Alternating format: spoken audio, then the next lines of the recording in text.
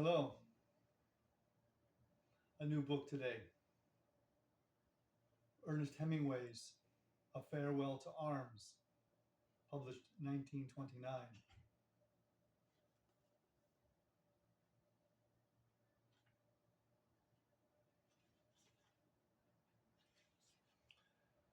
Book 1, Chapter 1.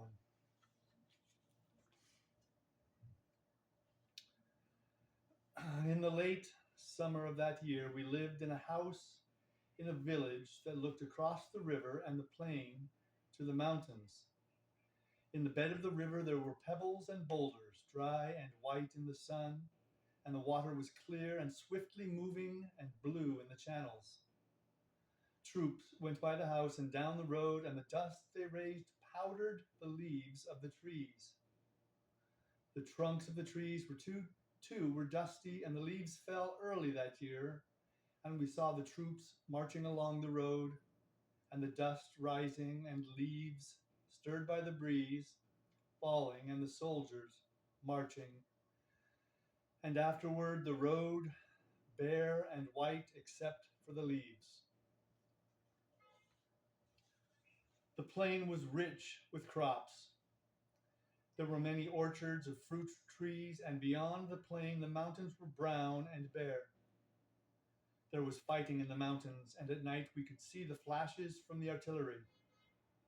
In the dark it was like summer lightning, but the nights were cool, and there was not the feeling of a storm coming. Sometimes in the dark we heard the troops marching under the window and guns going past, pulled by motor tractors. There was much traffic at night, and many mules on the roads with boxes of ammunition on each side of their pack saddles, and gray mortar trucks that carried men, and other trucks with loads covered with canvas that moved slower in the traffic. There were big guns, too, that passed in the day drawn by tractors, the long barrels of the guns covered with green branches and green leafy branches and vines laid over the tractors. To the north, we could look across a valley and see a forest of chestnut trees, and behind it, another mountain on this side of the river. There was fighting for that mountain, too, but it was not successful.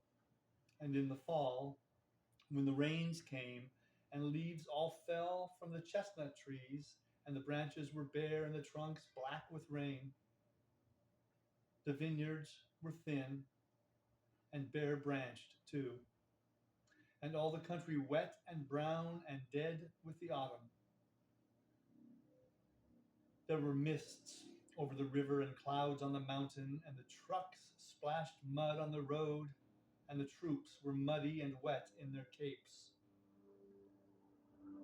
Their rifles were wet, and under their capes, the two leather cartridge boxes on the front of the belts, gray leather boxes heavy with the packs of clips of thin, long 6.5 millimeter cartridges, bulged forward under the capes so that the men passing on the road marched as though they were 6 months gone with child. There were small gray motor cars that passed along very fast. Usually there was an officer on the seat with the driver and more officers in the back seat.